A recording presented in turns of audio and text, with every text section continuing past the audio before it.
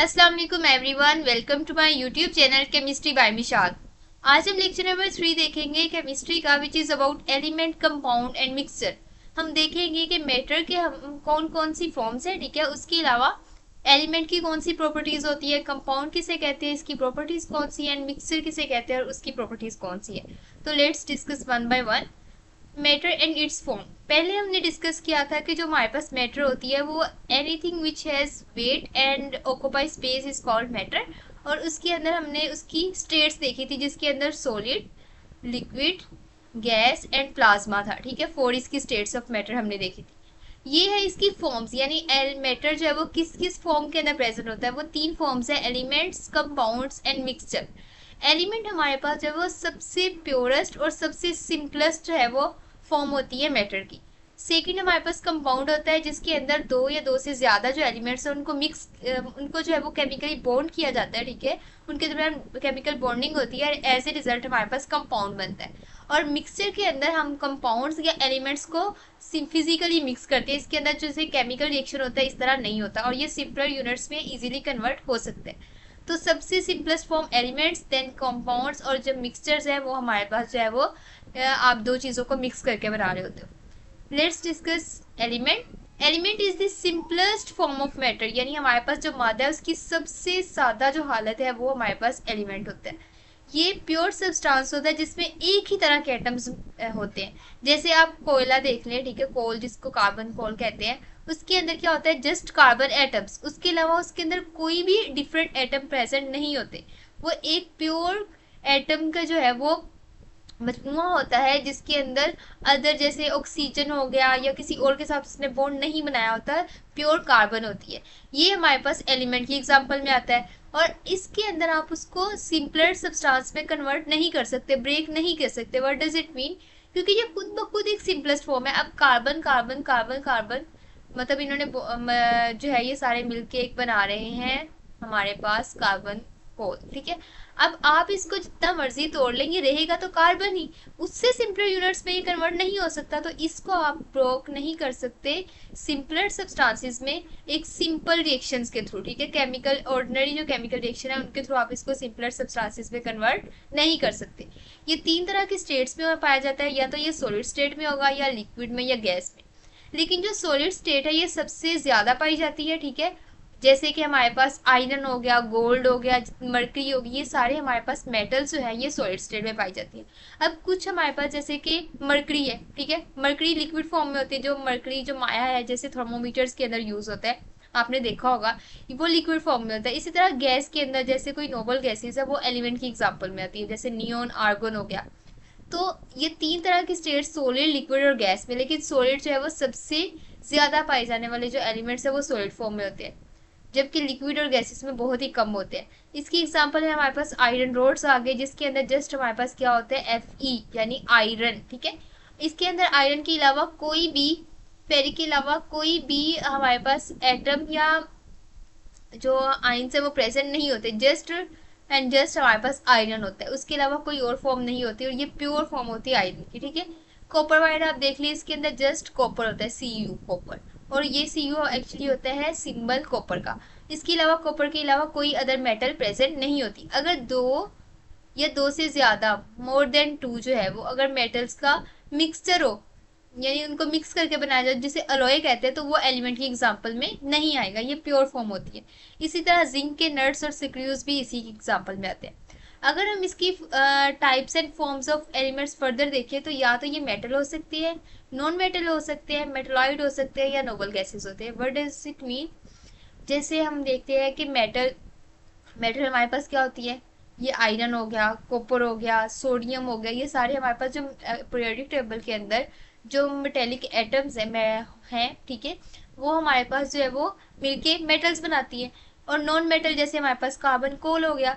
तो एलिमेंट्स या तो मेटल हो सकते हैं या नॉन मेटल्स हो सकते हैं, मेटलॉइड भी हो सकते हैं, जो कि मेटल और नॉन मेटल के मिड वाली एक फॉर्म होती है, ठीक है। ये हमारे पास लिक्विड फॉर्म में भी एग्जिस्ट करता है। उसके अलावा हमारे पास आ गया नोबल गैसेस, जैसे मैंने आपको बताया था कि पीरियोडिक टेबल के अंदर जो 8A ग्रुप है, ठीक है, 8A कॉलम है,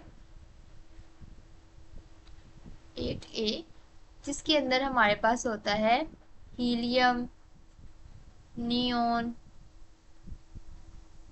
आर्गोन, ये हमारे पास ऐसे एटम्स है जो किसी भी के साथ बॉन्ड नहीं बनाते, और ये जो है नोबल कहलाते हैं क्योंकि इनके वैलेंस शेल जो है वो ऑलरेडी कंप्लीट होते हैं, इनको किसी और के साथ बॉन्डिंग करने की जरूरत नहीं होती, तो इसलिए ये वाली गैसेस को कहा जाता है नोबल गैसेस। ये भी जो है वो क्या बनाती हैं, एलिमेंट की टाइप्स बनाती है। इसके अलावा ये या तो एटम्स की फॉर्म में प्रेजेंट होगा या मोलिक्यूल्स की फॉर्म में प्रेजेंट होगा, आइंस या isotopes. But they mean atoms हमारे पास क्या होते हैं, जैसे इस मिड में हमारे पास क्या होता है, एक न्यूक्लियस होता है, ठीक है, और उसके गिर्द जो है वो इलेक्ट्रॉन जो है वो रिवॉल्व कर रहे होते हैं, और इस न्यूक्लियस के अंदर हमारे पास क्या होते हैं, दो चीजें होती हैं, न्यूट्रॉन एंड सेकेंड वन क्या होता है हमारे पास, प्रोटॉन। ठीक है, ये हमारे पास एटम की फॉर्म होगी। मॉलिक्यूल क्या होता है कि जब दो या दो से ज्यादा एटम्स आपस में मिलते हैं तो वो मॉलिक्यूल्स बनाते हैं। जैसे आपके पास नाइट्रोजन गैस होगी, अब नाइट्रोजन गैस में क्या होता है कि दो नाइट्रोजन एटम थ्री बॉन्ड्स के थ्रू क्या हुए होते हैं, अटैच हुए होते हैं, ठीक है, तो ये एक मॉलिक्यूल होगा। इसी तरह एक लेट्स सपोज इस मॉलिक्यूल को हम इससे नोट करते हैं, दूसरा ये मॉलिक्यूल हो गया, तीसरा ये मॉलिक्यूल हो गया, चौथा ये मॉलिक्यूल होगा, और ये गैस की फॉर्म बना रहे हैं, तो ये भी हमारे पास एक एलिमेंट है। आइंस, अब आइंस क्या होते हैं, जैसे मैंने आपको बताया कि इस एटम के अंदर हमारे पास क्या है कि प्रोटॉन और न्यूट्रॉन मिड में होते हैं, ठीक है, और हमारे पास क्या होता है, मिड में प्रोटॉन और न्यूट्रॉन होते हैं न्यूक्लियस के अंदर, और उसके गिर्द हमारे पास मूव कर रहे होते हैं इलेक्ट्रॉन्स। जब ये इलेक्ट्रॉन एक लूज कर दे, कोई भी एटम अपने वैलेंस यानी आउटर शेल में से एक इलेक्ट्रॉन रिमूव कर दे, एक इलेक्ट्रॉन माइनस कर दे, एज ए रिजल्ट उस एटम के ऊपर ओवरऑल पॉजिटिव चार्ज आ जाता है, और वो कहलाता है केटाइन। जैसे आप किसी भी इंसान को या किसी भी दूसरे को चैरिटी के तौर पे कोई चीज दे रहे हो, ठीक है, या आप किसी की हेल्प कर रहे हो, तो आपको खुशी होती है और आप पे पॉजिटिव चार्ज आता है। इसी सेंस के अंदर जब कोई भी एक एटम है, अगर आप याद रखना चाहिए इसको इसके थ्रू, एक इलेक्ट्रॉन लूज करता है, वो किसी को एक इलेक्ट्रॉन दे देता है, माइनस कर देता है, तो उसके ऊपर पॉजिटिव चार्ज आ जाता है। और अगर कोई इलेक्ट्रॉन एक ले ले, लेट्स सपोज ये ए है और इसने किसी से इलेक्ट्रॉन ले लिया प्लस एक इलेक्ट्रॉन, इसने एक इलेक्ट्रॉन ले लिया, तो इसके ऊपर क्या आ जाएगा, नेगेटिव चार्ज, ठीक है। तो ये जो नेगेटिवली चार्ज और पॉजिटिवली चार्ज हमारे पास आइंस हैं, ये हमारे पास क्या है, आइंस। पॉजिटिवली चार्ज है केटाइन, नेगेटिवली चार्ज है एनाइन, इन पे भी ये मुश्तमिल हो सकता है, ठीक है, यानी ये केटाइनिक या एनाइनिक फॉर्म आपस में मिल के रह रही है, तो वो भी एक एलिमेंट बनाती है। इसके अलावा आइसोटोप्स भी जो है वो एलिमेंट जो है वो आइसोटोप्स की फॉर्म में होते हैं। जैसे आइसोटोप एक्चुअली क्या होते हैं, ऐसे एटम्स जिनका एटॉमिक नंबर सेम होता है लेकिन उनका एटॉमिक मास क्या होता है, डिफरेंट। अब आपको ये चीज अगर पता हो, शायद आपने पढ़ी हो, एटॉमिक नंबर हमारे पास होता है नंबर ऑफ प्रोटॉन, जो कि मैंने आपको बताया था न्यूक्लियस के अंदर नंबर ऑफ प्रोटॉन क्या होते हैं, एटॉमिक नंबर। और एटॉमिक मास क्या होता है, number of proton plus number of neutron, ठीक है। अब दो एटम्स है, लेट्स सपोज ये भी एक कार्बन एटम है, ये भी एक कार्बन एटम है, इस कार्बन के पास 6 क्या है, प्रोटॉन, और इस कार्बन के पास भी है 6 प्रोटॉन, क्योंकि हर किसी भी एटम की जो प्रॉपर्टी है ना मेन, वो उसके प्रोटॉन नंबर से पता चलती है, ठीक है। अब क्योंकि इन दोनों का प्रोटॉन नंबर है 6, ठीक है, तो इसका मतलब हुआ कि इसका जी की वैल्यू भी क्या है, 6, इसका जो एटॉमिक नंबर है दोनों का वो है 6, सेम है, ठीक है। लेकिन एक के अंदर 7 न्यूट्रॉन है और दूसरे के अंदर 6 न्यूट्रॉन है। अब जिसके अंदर 6 न्यूट्रॉन है वो 6 + 6 क्या हो जाएगा, 12 न्यूट्रॉन, ठीक है, और 12 इसका मैस नंबर हो जाएगा, ए की वैल्यू आ जाएगी 12 और इसकी भी ए की वैल्यू आ जाएगी 13, ठीक है। अब दोनों का न्यूट्रॉन नंबर डिफरेंट होने की वजह से उनका एटॉमिक मास जो है वो डिफरेंट हो गया, लेकिन दोनों का एटॉमिक नंबर क्या है, सेम। एटॉमिक मास एक का 13 है, दूसरे का 12 है, ठीक है, लेकिन दोनों का जी की वैल्यू 6 है। तो ऐसे एटम्स जिनका एटॉमिक नंबर क्या हो, सेम, और उनका जो एटॉमिक मास है वो क्या हो, डिफरेंट, वो एक दूसरे के कहलाते हैं आइसोटोप्स। जिसकी एग्जांपल के अंदर कार्बन 12 और कार्बन 13 और कार्बन 14, ये सारे हमारे पास क्या है, एक दूसरे के आइसोटोप्स। तो एलिमेंट्स जो है वो आइसोटोप्स की फॉर्म में भी प्रेजेंट होते हैं। इसी तरह हाइड्रोजन के भी होते हैं, प्रोटियम, ड्यूटेरियम एंड ट्रीटियम। अगर हाइड्रोजन के अंदर कोई एक प्रोटॉन हो और 0 न्यूट्रॉन हो तो वो प्रोटियम होता है, अदरवाइज अगर एक कर दे तो वो ड्यूटेरियम होता है, दो कर दे तो वो ट्रीटियम होता है। नेक्स्ट अगर हम इसकी एग्जांपल्स देखें तो उनके अंदर sodium, potassium, magnesium, calcium, carbon, silicon, nitrogen, oxygen, chlorine, ये सारे हमारे पास नॉन मेटल्स हैं जो कि एलिमेंट्स की एग्जांपल में आते हैं। हीलियम नोबल गैस है हमारे पास। कॉपर, गोल्ड, जिंक, सिल्वर, निकल, कोबाल्ट, मर्करी, ब्रोमीन, आयोडीन, ये इनमें से हमारे पास जो है वो मेटल्स और अदर। नेक्स्ट है हमारे पास कंपाउंड। कंपाउंड क्या होता है? जैसे कि मैंने एलिमेंट के अंदर बताया कि एक ही तरह के एटम से वो मिलकर बना होता है, लेकिन कंपाउंड के अंदर डिफरेंट एलिमेंट्स होते हैं, दो या दो से ज्यादा। ठीक है, अब जैसे लेट्स सपोज यहाँ इन्होंने एग्जांपल दी हुई है आयरन सल्फाइड, ठीक है, और कॉपर क्लोराइड। अब कॉपर क्लोराइड होता है CuCl2, यानी इसके अंदर एक कॉपर है और दो क्लोरीन एटम्स है, यानी 1:2 है इसमें एटम्स की रेशो। ठीक है, अब एक फिक्स रेशो के साथ आपके क्या होते हैं, एलिमेंट्स या एटम्स जो वो कंबाइन हुए होते हैं, केमिकली बॉन्ड हुए होते हैं, और एक जो है वो कंपाउंड बनाते हैं। और ये वाले जो कंपाउंड है जैसे कॉपर क्लोराइड के कितने ज्यादा जो है वो मिलके एक प्रॉपर कंपाउंड की फॉर्म बनाते हैं। अब इसमें आपने ये चीज याद रखनी कि ये भी प्योर सब्सटेंस होता है, इसमें दो कंपाउंड या दो एलिमेंट आपस में मिक्स नहीं किए होते, इसमें एक प्योर ही सब्सटेंस होता है। लेकिन होता यह है कि उसके अंदर एक केमिकल रिएक्शन के थ्रू वो चीज बनी होती है। जैसे कॉपर क्लोराइड कॉपर और क्लोरीन के रिएक्शन से बना है। ठीक है, तो एक केमिकल रिएक्शन के थ्रू एक फिक्स रेशियो से वो आपस में रिएक्ट किए, और दो से ज्यादा एलिमेंट्स जो आपस में रिएक्ट करते हैं, एज ए रिजल्ट आपका एक कंपाउंड बनता है। एलिमेंट्स जब कंबाइन होते हैं तो वो क्या करते हैं, वो एक दूसरे से रिएक्ट करते हैं और केमिकल बॉन्ड्स बनाते हैं, जो कि मुश्किल हो जाता है तोड़ना। ठीक है, अब कॉपर क्लोराइड को कॉपर और क्लोरीन में कन्वर्ट करना it is a difficult task. ठीक है, तो ये जो है चीज ये मुश्किल है। अगर हम कंपाउंड्स की बात करें तो कंपाउंड्स 4 तरीके के होते हैं, जिनमें से 3 मेन है, molecular, ionic and coordination complexes. ठीक है, फोर्थ वन इज इंटरमेटैलिक।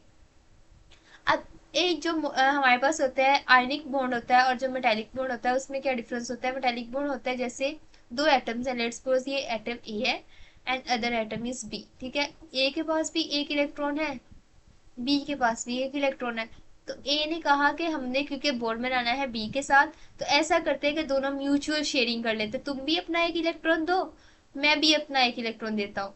और दोनों क्या करते हैं, ए और बी ने कहा कि हमने एक बॉन्ड बना लेते हैं। ठीक है, यानी इस तरह इन्होंने बॉन्ड बना लिया, क्योंकि एक बॉन्ड बनाने के लिए दो इलेक्ट्रॉन रिक्वायर होते हैं। अब क्योंकि एक इलेक्ट्रॉन ए की तरफ से आया था, एक बी की तरफ से आया था, यानी म्यूचुअल शेयरिंग हुई थी, इट मीन्स कि ये एक मेटेलिक बॉन्ड बन गया, मोलिकुलर बॉन्ड बन गया। दूसरा होता है हमारे पास आयनिक बॉन्ड, जिसके अंदर क्या करता है कि एक एटम जो है वो एक इलेक्ट्रॉन देता है दूसरे को, जिसके पास एक इलेक्ट्रॉन की कमी होती है। ठीक है, जिसकी एग्जांपल में आ सकता है NaCl। अब NaCl के अंदर क्या होता है कि सोडियम के अंदर होते हैं 11 इलेक्ट्रॉन्स और क्लोरीन के अंदर होते हैं 17। अब सोडियम तब स्टेबल होगा जब उसके पास 10 इलेक्ट्रॉन्स हो, मतलब वो ज्यादा नोबल गैस कॉन्फ़िगरेशन हासिल, वो नोबल हो सकेगा, उसका वैलेंस शेल कंप्लीट हो सकेगा। और क्लोरीन तब होगा जब उसके पास 18 होंगे, क्योंकि अकॉर्डिंग टू रूल अगर हम सोडियम को देखें, ठीक है, सोडियम के फर्स्ट शेल के अंदर होते हैं 2 इलेक्ट्रॉन्स, एक ये बना लें एक ये बना लें। ठीक है, 2 इलेक्ट्रॉन्स हो गए। नेक्स्ट शेल के अंदर इसके होते हैं 8 इलेक्ट्रॉन, 1 2 3 4 5 6 7 8, ये हमारे पास टोटल हो गए। इसके पास कितने हो गए? 10 इलेक्ट्रॉन। थर्ड शेल ही हो गया आपस में, ये लाइन इसको कुल, और ये हमारे पास हो गया एक और इलेक्ट्रॉन। अब टोटल इसके पास कितने इलेक्ट्रॉन्स है? 11। अब एक इसके पास एक्स्ट्रा, अगर ये रिमूव कर देगा अपना इलेक्ट्रॉन, तो इसका नेक्स्ट वाला जो शेल है, वैलेंस शेल जो बच जाएगा, वो कम्प्लीटली होगा। ठीक है, वो उसके पास 8 इलेक्ट्रॉन्स पूरे होंगे, तो इसलिए इसे क्या करना पड़ता है, एक इलेक्ट्रॉन देना पड़ता है ताकि वो नोबल गैस कॉन्फ़िगरेशन हासिल कर सके। क्लोरीन के केस में 17 होते हैं, फर्स्ट शेल के अंदर 2, नेक्स्ट शेल के अंदर 8 और उससे नेक्स्ट वाले में 7। ठीक है, अब इसको भी अपने नेक्स्ट वाले में 8 इलेक्ट्रॉन करने होते हैं, तो वो चाहता है कि वो एक इलेक्ट्रॉन किसी से ले ले, तो सोडियम जो है वो एक इलेक्ट्रॉन दे देता है क्लोरीन को। As a result sodium convert हो जाता है सोडियम केटाइन के अंदर, क्लोरीन कन्वर्ट हो जाता है क्लोराइड आयन के अंदर, और हमारे पास सोडियम क्लोराइड जो है वो साल्ट बन जाता है। और ये जो सोडियम क्लोराइड है, इसके अंदर इस तरह की बॉन्डिंग जो है वो आयनिक बॉन्डिंग कहलाती है। इंटरमेटैलिक जो है वो हमारे पास जो है वो मेटेलिक और आयनिक के मिड वाली एक चीज होती है। कोऑर्डिनेशन कॉम्प्लेक्सेस में क्या होता है, जैसे यहाँ मैंने आपको बताया था कि एक ए दे रहा है एक बी दे रहा है, और ये हमारे पास मेटेलिक के मोलिकुलर है। अगर ए दे रहा है और बी ले रहा है एक इलेक्ट्रॉन दे रहा है, तो वो हमारे पास आयनिक होते हैं। लेकिन अगर इस तरह हो कि ए जो है अपना एक इलेक्ट्रॉन पेयर दे रहा है, यानी 2 इलेक्ट्रॉन दे रहा है बी को, और इसको एक एरो से शो किया जाता है। ये दे रहा है बी को, तो ये हमारे पास एक इलेक्ट्रॉन पेयर का देना कोऑर्डिनेशन बॉन्ड बनाता है। और इस तरह होना कि मुख्तलिफ हमारे पास जो एटम्स है वो एक सेंट्रल एटम को जो है वो अपना इलेक्ट्रॉन पेयर दे रहे हैं, तो वो मिलके हमारे पास क्या बना देता है, एक कॉम्प्लेक्स बना देता है। ठीक है, जैसे अगर मैं आपको एग्जांपल दूं, इधर हम ये भी एक एग्जांपल करते हैं। जिंक लेट्स सपोज एक मिड में है, मेटल है, ठीक है। अब इसके पास जो है वो NH3 जो है वो उसको एक एक इलेक्ट्रॉन पेयर दे रहे हैं। NH3 में हमारे पास नाइट्रोजन के पास होते हैं एक इलेक्ट्रॉन पेयर एक्स्ट्रा होता है, ठीक है। अगर हम इसको बनाएं तो NH3 इसके पास एक इलेक्ट्रॉन है। इसी तरह हमारे पास यहाँ पे एक और NH3 है, उसका भी नाइट्रोजन का एक इलेक्ट्रॉन पेयर गया, ठीक है। लेट्स सपोज एक हमने यहाँ NH3 लगा लिया, एक हमने यहाँ NH3 लगा लिया। अब मिड में वो सेंट्रल एटम को इलेक्ट्रॉन पेयर दे रहे हैं, तो ये सारा एक जो कंपाउंड है ये हमारे पास कहलाएगा कोऑर्डिनेशन कॉम्प्लेक्स। इनकी नेचर की बात करें तो ये दो तरह की नेचर हो सकती है, या तो इनऑर्गेनिक कंपाउंड हो सकते हैं या ऑर्गेनिक। जैसे कि मैंने आपको बताया था कि जितने भी हाइड्रोकार्बन होते हैं वो ऑर्गेनिक नेचर होते हैं, जिसके अंदर हाइड्रोजन और कार्बन जो है वो दो मेन कॉन्स्टिट्यूएंट होते हैं। और उसके अलावा उसमें ऑक्सीजन हो सकती है, सल्फर हो सकती है, फॉस्फोरस हो सकती है, लेकिन मेन कार्बन एंड हाइड्रोजन होता है, यानी ये मस्ट है दो चीजें। तो अगर इस तरह की नेचर हो, जैसे कि हमारे पास मीथेन है CH4, इसके अंदर दो चीजें कार्बन एंड हाइड्रोजन, तो ये ऑर्गेनिक इन नेचर है। अगर हमारे पास इनऑर्गेनिक वाटर की बात करें, अमोनिया की बात करें, तो उनके अंदर कार्बन नहीं है, तो वो इनऑर्गेनिक कंपाउंड के अंदर आते हैं। इसकी एग्जांपल में water, ammonia, methane, carbon dioxide, sodium carbonate, potassium chloride, starch, starch हमारे पास कार्बोहाइड्रेट है, प्रोटीन, कार्बोहाइड्रेट्स, मिनरल एसिड्स यानी कि सल्फ्यूरिक एसिड हो गया, हाइड्रोक्लोरिक एसिड हो गया। इसके अलावा ऑर्गेनिक एसिड यानी एस्टिक एसिड वगैरह, ये सारे हमारे पास किसकी एग्जांपल में आते हैं, कंपाउंड्स की एग्जांपल में आते हैं। थर्ड टाइप है हमारे पास मिक्सचर फॉर्म है हमारे पास मैटर की मिक्सचर। ये कैसे बनता है, जब दो या दो से ज्यादा एलिमेंट्स और कंपाउंड्स को फिजिकली मिक्स किया जाता है किसी भी रेशियो में, इसमें फिक्स रेशियो नहीं होती। जैसे एयर है, एयर के अंदर कितने ज्यादा वो है हमारे पास, इतनी ज्यादा गैसेस है, सोडियम वो सोडियम कह रही हूँ, नाइट्रोजन है, ऑक्सीजन है, आर्गोन है, डिफरेंट टाइप्स की जो कार्बन डाइऑक्साइड है, गैसेस जो मिलकर एयर बना रही है। उसके अलावा इसके अंदर पार्टिकल्स हैं और सोयल पार्टिकल्स है। और हमारे पास ये जो मिक्सचर है इसके अंदर फिक्स रेशियो तो नहीं है ना कि ऑक्सीजन इतनी ही है। अगर आपने इस थोड़ी सी हवा आपके पास है तो आप इस तरह नहीं कह सकते कि इसके अंदर 10% नाइट्रोजन गैस है, 10% जो है वो ये, और तो पूरे एटमोसफेयर की उन्होंने बताई हुई है, लेकिन बिल्कुल फिक्स रेशियो में ये नहीं होते, कहीं पे ज्यादा होती है एक अमाउंट, कहीं में कम होती है। इसी तरह हमारे पास सोयल है, सोयल में डिफरेंट न्यूट्रिएंट्स होते हैं। मिल्क हो गया, मिल्क में भी हमारे पास क्या होता है, ये फैट्स होते हैं और डिफरेंट जो है उसके कॉन्स्टिट्यूएंट्स होते हैं जो कि इसे मिक्सचर की फॉर्म बनाते हैं। इसी तरह टैप वाटर, अब सिंपल जो मैंने यहाँ पे आपको वाटर बताया था वो था एग्जाम्पल कंपाउंड की, लेकिन टैप वाटर के अंदर जो है वो साल्ट्स भी आ जाते हैं, मैग्नीशियम साल्ट, कैल्शियम साल्ट, तो वो क्या बना देते हैं, मिक्सचर बना देते हैं। जो composition and properties of elements होती हैं या कंपाउंड्स होती हैं वो यूनिफॉर्म होती हैं प्योर सब्सटेंस के अंदर, लेकिन जो मिक्सचर है उसमें ऐसा नहीं होता। इसका क्या मतलब हुआ कि एलिमेंट और कंपाउंड दोनों क्या होते हैं प्योर फॉर्म में, लेकिन मिक्सचर जो होता है वो प्योर फॉर्म में नहीं होता।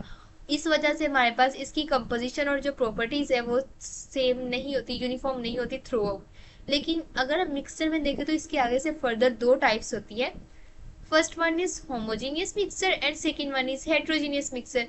होमोजीनियस मिक्सचर में फिर भी थोड़ी बहुत यूनिफॉर्म होती है, लेकिन जो हम यहाँ पे एग्जांपल देख रहे होते हैं ना कंपाउंड्स की, उनमें तो हाईली होमोजीनियसिटी होती है। मतलब आपका कॉपर क्लोराइड है तो हर जगह कॉपर क्लोराइड ही आपको मिलेगा, कहीं ये नहीं होगा कि कॉपर क्लोराइड है और कहीं पे कॉपर अकेला पड़ा हुआ है और कहीं पे क्लोराइड अकेला पड़ा। मतलब इसकी जो प्योर फॉर्म है उसमें कॉपर क्लोराइड ही होगा और वो तोड़े भी नहीं आसानी से जा सकते, ठीक है।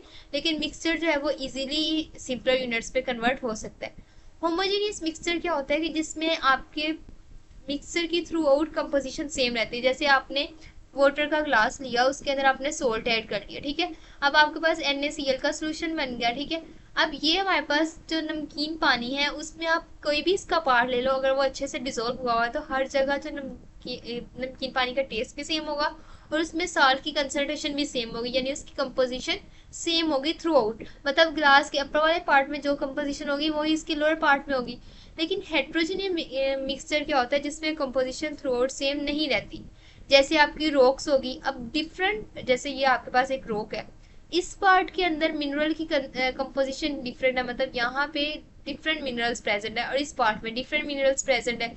इस पार्ट में वहां पे जो यहाँ पे मिनरल्स कम थी, क्या पता वो यहाँ पे ज्यादा हो। इसी तरह सरफेस पे कोई और मिनरल की कंपोजिशन होगी, मिनरल होंगे इसके अंदर, और जो इंटरनल रॉक का पार्ट है उसके अंदर डिफरेंट हो गए। तो इट मीन्स कि उसके अंदर कंपोजिशन सेम नहीं रहती थ्रू आउट, वो वेरी करती है, वो चेंज होती है, बदलती रहती है।